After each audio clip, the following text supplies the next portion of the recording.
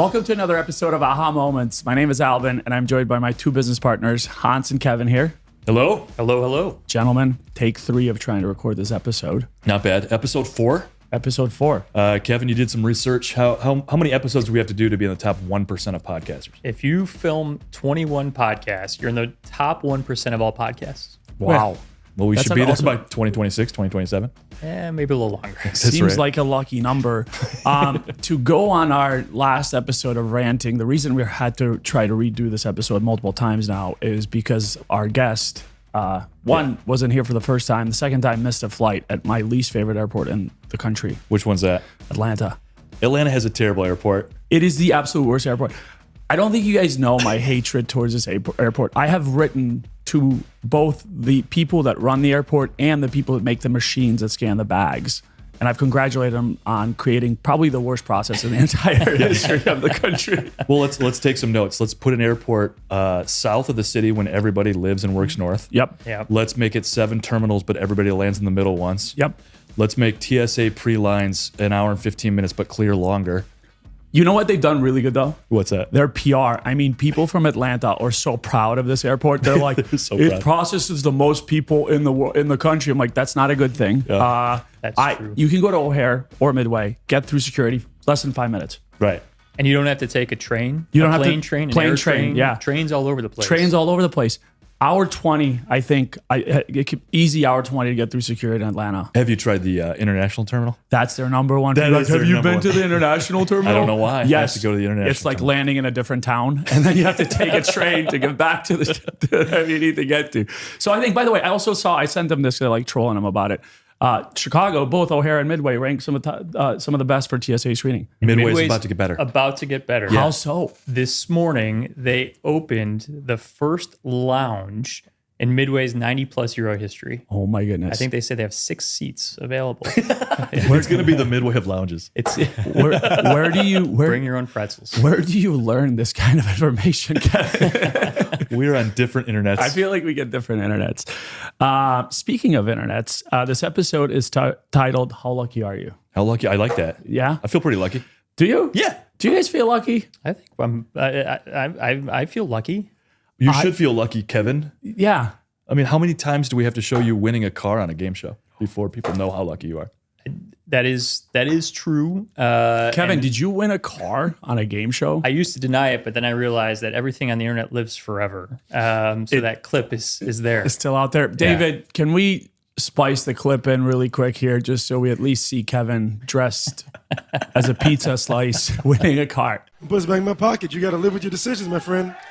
Open that curtain. It's a new Dodge Caliber! We did win a car. Let's make a deal. Wayne Brady gave me a car on Let's Make a Deal. Had a great time. So, do you think you were lucky or you were good at the game show? It was a very difficult game. I had to pick yes or no on curtain number 2. So I'll default to I think luck might have been looking down on me that day. It's a fantastic topic. It's probably my second favorite behind nature versus nurture is luck versus hard work. We do need to do nature versus nurture. We'll That's do a it. good one. We'll do it Yeah, at some yeah, point. yeah. But luck versus hard work is a fun one because people think you should be on either extreme.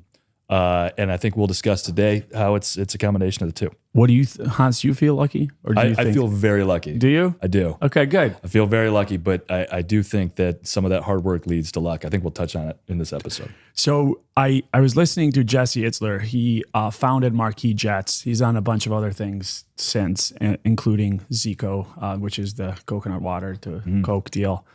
And it was the most fascinating thing of, I mean, we've had a ton of experiences doing this, but there's a lot to do with luck and being good, in my humble opinion. And my stance on it, and we'll talk about different examples here, is that I think you have to be both, right? I think luck has to be there, but you also have to be good. And he was talking about how sometimes making a sale or building a business or doing all this stuff, you have to be lucky, of course, but you also have to put in the time and the effort and the what's required to be successful. Yeah. Is his stance on the whole thing. I mean, Hans, I feel like you have some opinions on this, but I have a ton of opinions, but let's, I'm thinking we teased a guest last episode too. yeah. And I think Is when he we a think lucky about guest? he's a lucky guest. Yes, he's not a special guest. He has to be a special guest. We said you're a guest first, and if people want you back, then you're special. So we'll see. But if you talk about kind of where we are on the lucky and hardworking continuum, it was lucky that we met this person when we did, 100%. and some of his hard work paid off in getting us to meet him. So without further ado, should we introduce our guest? We should. Is he here finally? He's here. I'm here. Just landed. Great to Just be landed here. from Atlanta. I am so sorry about the I'm Atlanta. really happy to be here. How was your experience at the Atlanta airport? Yeah, it was not great. I certainly appreciate O'Hare and Midway and their TSA pre-check, especially after an experience like that. And I am of the type of person that tries to get to the airport very, very early ahead of time. And I still did it and still missed my flight. So I did not have a great experience, but I'm really happy to be back in Chicago and happy to be here too. I have been asking to be a special guest for a while. Hans has corrected me on that, but I'm very happy to You're be just here. lucky guest for him. Yeah. I feel very lucky. Kevin's very happy to hear that you like to get to the airport early. Sounds like you need to get there a little bit earlier. next time. So for the audience, this is Jake Schwartz. He joined us at the beginning of our journey. We unanimously agree that Jake and a few other people completely changed the trajectory of our company. 100%. We wouldn't be here without Jake. I don't think Jake would be here without us. Thank you. And it's been a wonderful relationship. I have the email that you sent or the LinkedIn from March 9th, 2017. Before you get to that, can we have him can you do like a 15-second, try to keep it short, Yeah. introduction of yourself and some of your history before joining Inspire Yes. So my name is Jake Schwartz. My title is Managing Director of Revenue. I focus on managing over a variety of different relationships for our firm. I get the chance to work with our awesome practitioners and colleagues, as well as the folks that you all get to listen to on a regular basis on this podcast. I came through consulting sales. That was always my background. I have a passion for people. And so consulting is all people all the time. And so found my way to Inspire 11. And can you tell us real quick, what was your first sales job? My first sales job out of college was for a very large media company, but very shortly after that was actually for the Sacramento Kings, the basketball team. And really great experience. I love sports, loved working in it. Love Sacramento, frankly, too. And it was a really, really, really fun time. Dialing for season ticket holder. Yeah. Yes. That's not an easy gig. Yes. I think that the hustle that Jake has brought to this operation is one of the most exciting things we've seen. But before we get there, so this is back in March of 2017. There's like 4 of us, if I remember correctly, and we have nothing to do because that's what happens when you start a company. Twiddling thumbs. We get a LinkedIn, and it's this very nice email from Jake, and I'm looking at Hans like, I don't know what this guy wants. We don't have any money. He may be a stalker. He may be a stalker, and I go, I'm just going to ignore it. And thank goodness Hans goes, we should go see if he has 2 heads or something. and we go meet Jake for a drink. Remember Beacon Tavern, which is no longer around. But it was such a great meeting that we decided, even though we have no money, Yes. we're going to bring Jake on. But what was really cool about that, and we'll talk about the luck side of things here, is he also agreed to take something obnoxiously low just to be able to go on this wild journey with us, right? Like a betting on himself, which is what we believe in people in general. Right. And so I think the luck part in that was that you sent a note and we decided to answer it. Agreed. Very much so. But I think, and this is the part where I think that the other part comes in, is Jake shows up day one. Hans and I are sitting in the conference room with him with no windows. I think you started dialing within 5 minutes. Definitely. Yeah. It was the weirdest I thing. don't think he had a key card yet. No. I don't think he knew how to pronounce the name of our company yet. No. And he kept saying the wrong Inspire name. 12. He kept saying his old company name on the call, and they'd be like, I'm just kidding. And the reason I bring this up is Jake has been wildly successful. I would say, I think I can say for all of us that we've never seen anybody as good as he is at his craft. But Appreciate that. And I think the luck is, again, send a note and try to, but then you show up, and the next part is the hustle that we've seen to date has been the most insane thing I think we've ever seen. Yeah. Very nice words. Thank you. Do you consider yourself lucky? I do. And I think following luck, I comes fortune too. Fortunate, I should say. Because I think oftentimes you all talked about like the hard work that goes into getting to luck. I think there's a ton of that. I'm a big believer in that too. But then when you do see luck happen, when you see someone respond to an email like that, you recognize that there definitely is luck in that. And then you recognize after that meeting how fortunate I am to actually find what I was looking for at that time too, because that is the definition of creating your own luck. What do you think are some of the attributes that lucky people have in common? I do think that an attribute is they work very hard, and hard is in a variety of different ways. But, I think about it from the prep, the analysis, the control that they seek for a certain situation. It puts them in a situation where they do tend to get more lucky. But even that is, you have to question, like, is that luck or is that preparation that you put into it, right? And so I was right, as I was thinking about this, that was something that I always kept coming up to mind, is just like, do we create our own luck, and how much of that? And is it even luck at the end of the day that you can even call it something like that? What do you think the relationship of risk and luck is, right? I think about you taking that risk of sending an email blind, right, to Alban, or even someone who is lucky by winning a lottery ticket, right? They still took the risk of going to buy that ticket. Yeah. Any thoughts there? I think that's a really great question. I mean, I think, as you all would probably tell it, we both took risks in different ways. You obviously taking a much bigger risk than I did, but the risk for me was, the compensation part of it. But I knew that aligning myself to people that knew the vision, were thought leaders, were super strategic and great at their practitioner, I knew that risk was mitigated at that point. And instead it was more of a, what is the art of the possible? And then that's where the balance started to shift from just like risk mitigation to, wow, this could be a really cool thing. Kevin and I were having a conversation about this topic before jumping on this podcast. And I was like, the one kind of common theme that I can think is you can't do anything without taking action. Yes. You can't win a lottery without buying a lottery ticket. So true. As funny as that sounds, like you have no opportunity to win a lottery. Like in general, the odds are stacked against you. But if you don't buy the lottery ticket, you're never going to win, right? And so when I look at, I do onboarding as we all do for our company, and two of my favorite slides are our core values and our core beliefs. And one of our core values is take bold risks and actions. One of our core beliefs is bias for action and ownership. And it's like, if you're not being that creator out there, you're never going to have any luck. So true. That's right. I, speaking of lottery ticket, I woke up this morning and my mom passed away 7 years ago. And I was thinking about the fact that we're even sitting in this room. I go, it wouldn't happen, I don't think, if she didn't, we go to the camp and she actually signed us up for the opportunity to win the lottery to come to America, right? Wow.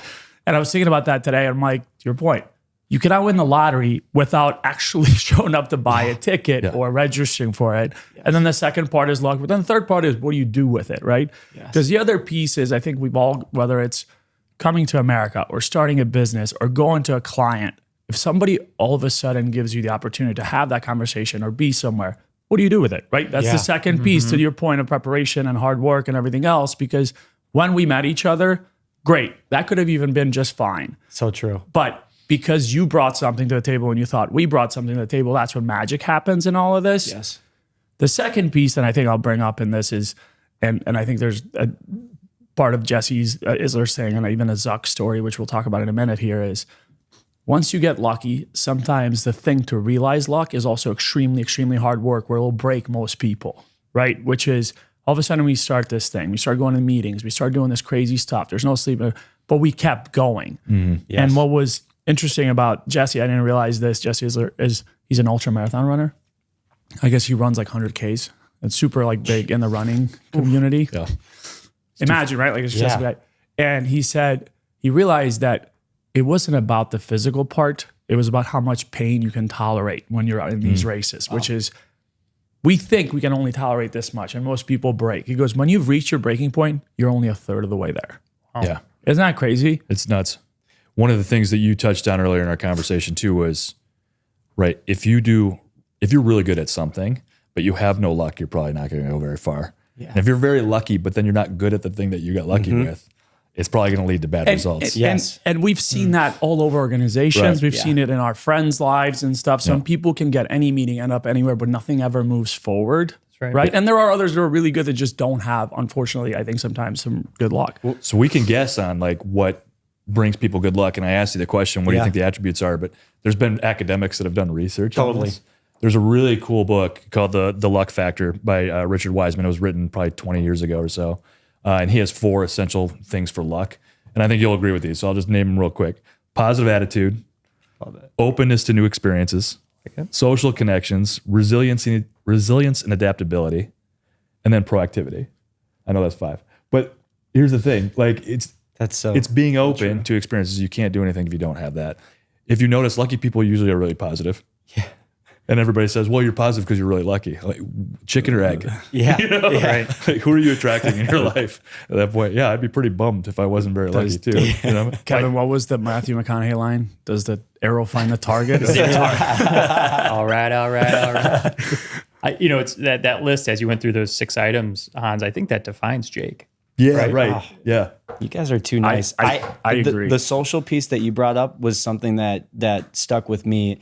And I think what we're talking about is like meeting people. People is at the center of all of this. And it felt like even at the early stage, we had that core group of people in our company and outside.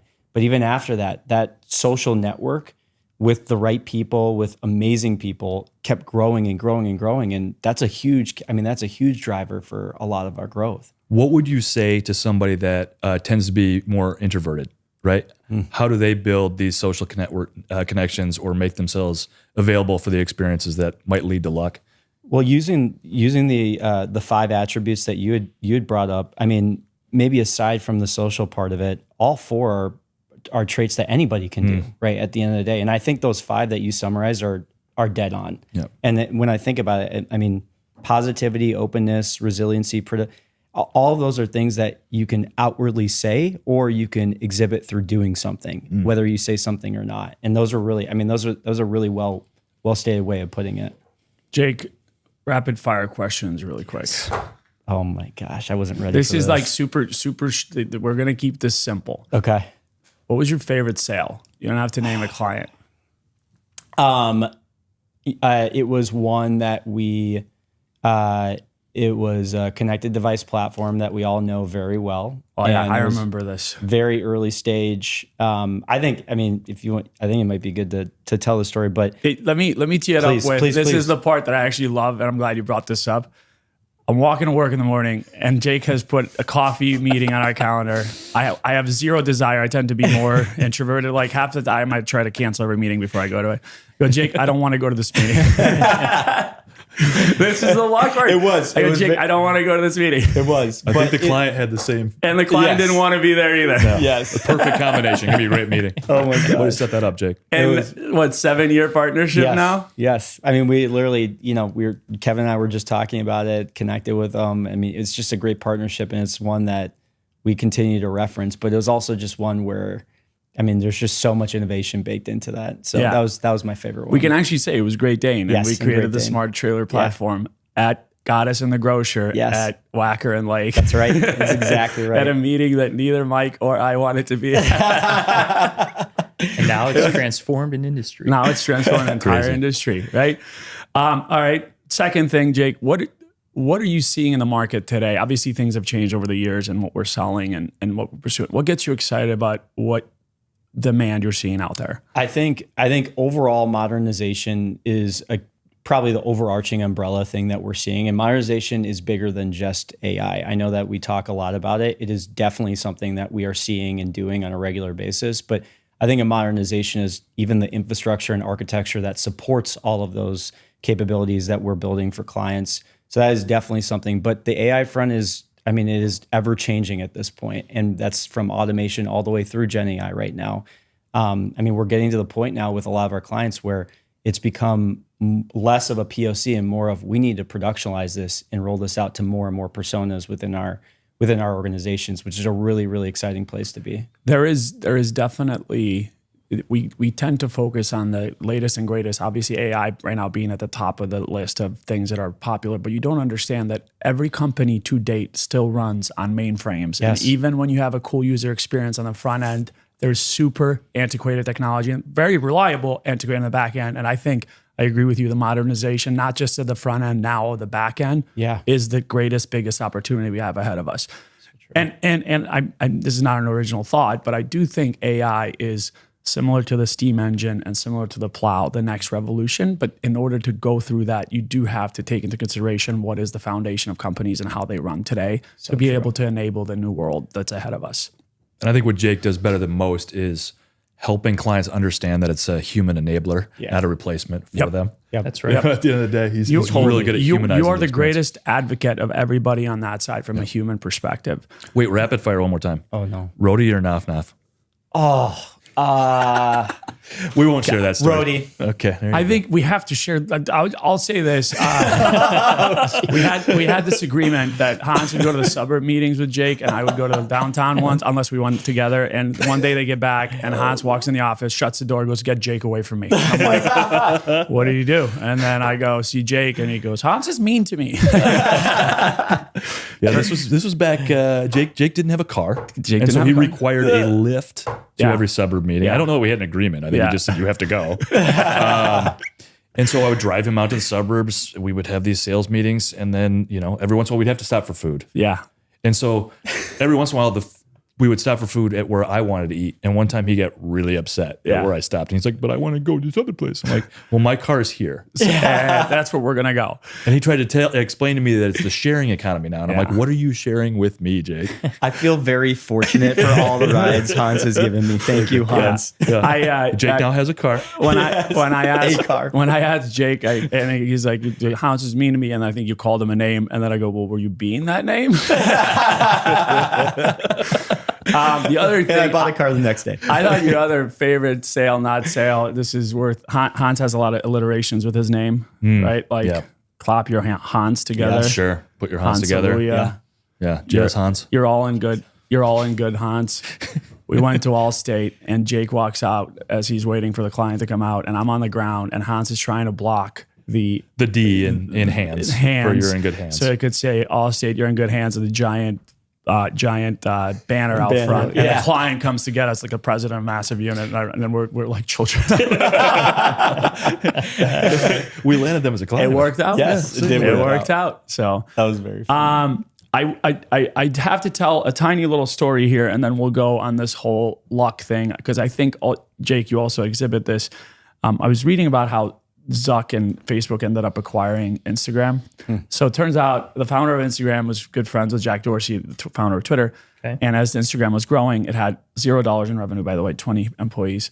Jack Dorsey wants to buy it, and they agreed to $550 million. Okay.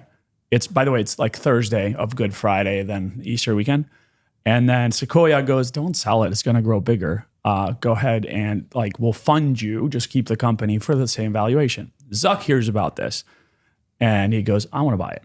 And the guy goes, "I'm good. I'm funded, and I'm going to keep this and grow it." For the record, Instagram's net worth today is bigger than I think a third of the world's countries combined. That's how big of a company. It's massive.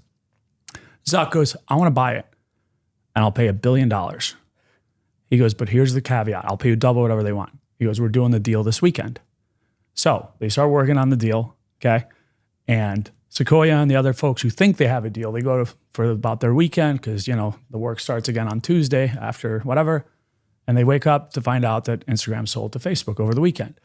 And this is the part where, again, I'll go back to, and I think what got us here, it was, you got to go to the things, you got to show up to meetings, you got to take the meetings. But then when the opportunity shows up, if you don't know how to close the deal, it's not your deal. Very good. Jack Dorsey had $550 million. Sure. He had the opportunity. Missed it, right? Yeah. And I think what we did, especially in the beginning with Jake, and what we continue to do is, one, be lucky enough to have the opportunity to capitalize on it, because it's the right thing to do. So perfect segue to kind of completing this interview. And thank you for being our first guest. I think you're special. Oh my gosh. We did it. Thank you so much for calling me special guest. So this podcast is called AhHa Moments. We like to leave people with the AhHa moment of the podcast, right? Okay. So real quickly, what would be an AhHa moment you want the audience to take away from being lucky? I think that if you ever have those moments of either people reaching out to you, or you see an opportunity to reach out to those people, whoever they may be proactive and do it. Awesome. because chances are it's going to lead to something good. Love it. Kevin, same question. Can I say ditto? I mean, that's hard. Sure. That's hard to beat. Is reach out, take those risks, and then figure out how to capitalize on it. All right. Mine is like attracts like, and luck is contagious. So if you want to be lucky, surround yourself with lucky people. Oh, so true. I couldn't agree more. I'll say this, by the way, in your traits, it didn't say anywhere you should complain, victim mentality, blame others. None of those were traits of lucky people.